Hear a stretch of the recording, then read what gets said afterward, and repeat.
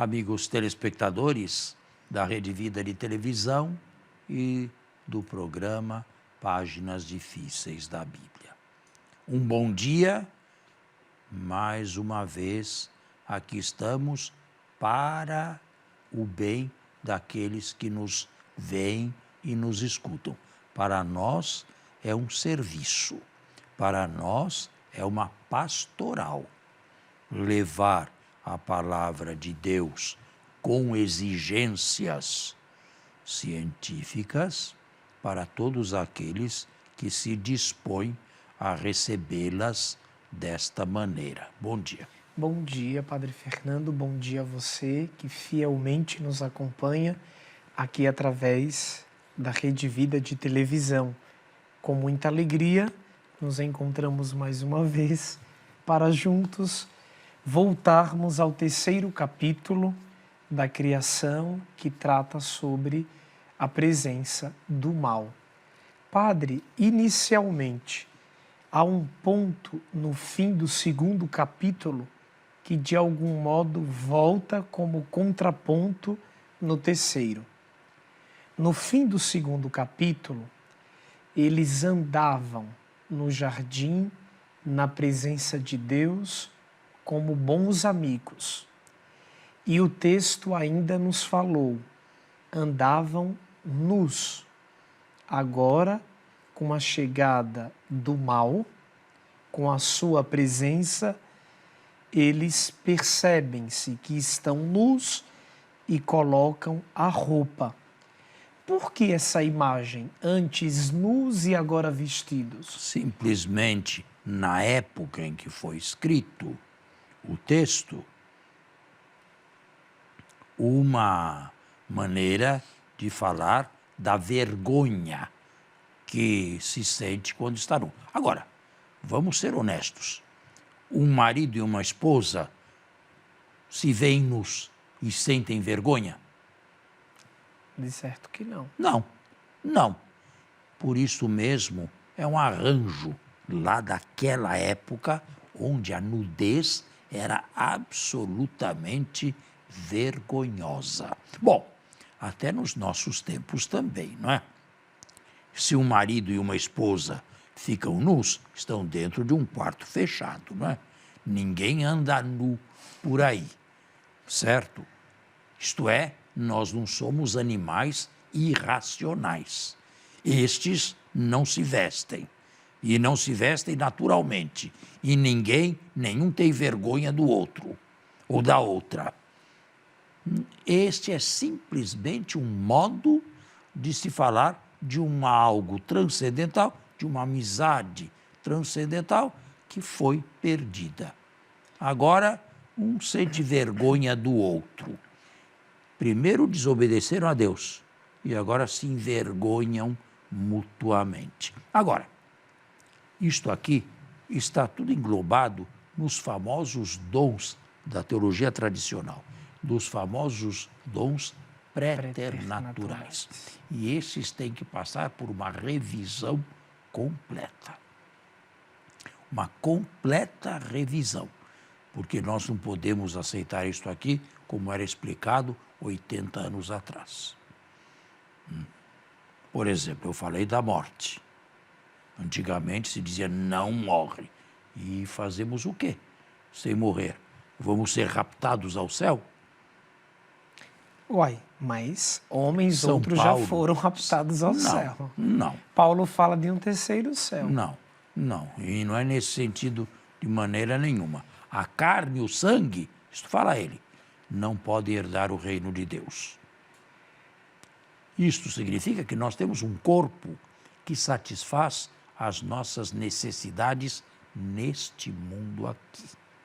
Nós seremos revestidos de um corpo sobrenatural, de um corpo melhor, espiritual, sem deixar de ser corpo, um corpo espiritual que é outro, que é diverso,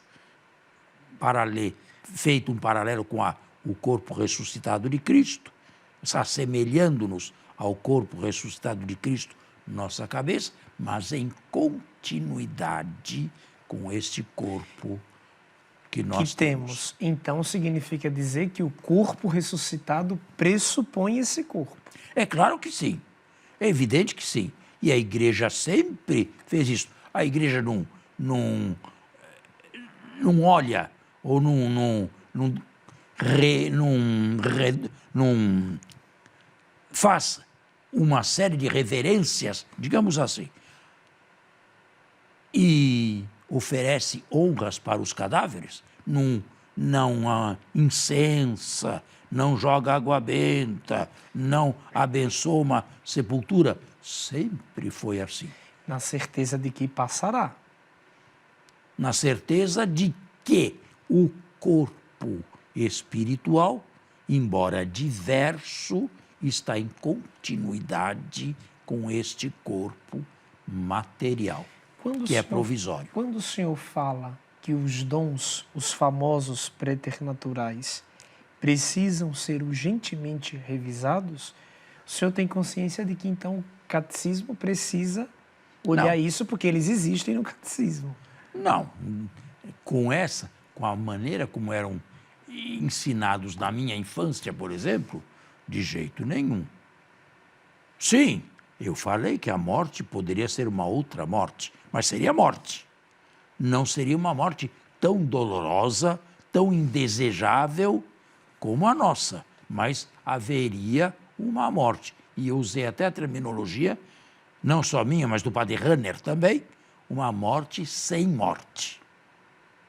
Agora, dos outros dons preternaturais, quais mais? A ciência de Adão. Adão tinha toda a ciência que a humanidade possui hoje, que os cientistas, com grande trabalho, conquistaram. É evidente que não. É evidente. Agora, que ciência Adão, ou os primeiros, chamemos assim, o primeiro ou os primeiros casais, que evidência, que ciência eles podiam ter. Ao texto aqui, interessa apenas a ciência religiosa. Não a ciência matemática, a ciência física. A única certeza que importa aqui é o relacionamento com Deus. Por isso eu digo que quando surgiu o primeiro casal, quando surgiu a inteligência, a vontade, a responsabilidade e o conhecimento moral do bem e do mal. Antes disso, nós podemos falar em homínidas, mas não podemos ainda falar num casal humano. Quando isto começou a existir nesta terra, certamente começou, mas a ciência nunca saberá, e nem a teologia. Padre, em seguida, no próprio capítulo 3, vem uma cena que, de algum modo, deixa o ouvinte leitor um pouco a se questionar. Trata-se das consequências impostas por Deus, fruto dos atos de cada qual, isto é, da serpente, do homem e da mulher. Mas eu não estou entendendo bem o que você está me querendo dizer. Eu estou só fazendo uma nota noticiária aqui para situar o leitor. E agora vem a pergunta. Deus que começa a sentenciar tanto a serpente quanto a mulher, bem como ao homem. A serpente, ele disse, porque fizeste isso, és maldita entre todos os animais da terra. E aí ele sentencia. E o mesmo ele fez com o homem e a mulher. O leitor, o telespectador, automaticamente introjeta. Puxa vida, Deus castigou a Adão e Eva. É essa a lógica que nós devemos ter? Você aceita que Deus castigue? Eu aceito. Plenamente. Isso Por que não torna um Deus mau? Não. Eu posso pensar em castigos didáticos. Você nunca foi castigado pelo seu pai? Diversas Você nunca vezes. foi castigado pela sua mãe? Inúmeras vezes. E queriam mal a você? Não. Pois é, assim Deus castiga também. Deus castiga a fim de bem. São castigos didáticos. O autor simplesmente quer dizer que esta vida, que é real, agora que nós vivemos, tem a ver com a escolha desastrada do pecado.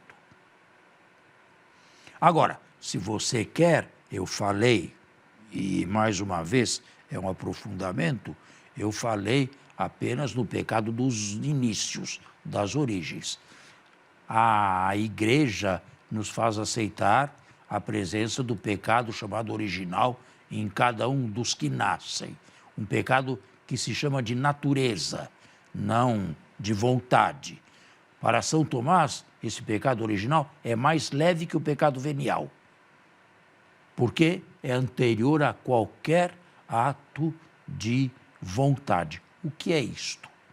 Na verdade, isto aqui nada mais é do que ter entrado num mundo que disse não a Deus de maneiras misteriosas desde o início. Você entra numa barca furada.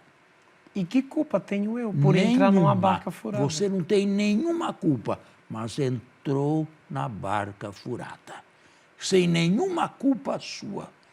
Você nasceu num estado de desequilíbrio religioso diante do epicentro que é Deus. Nenhuma culpa pessoal. Vamos fazer o intervalo e voltamos.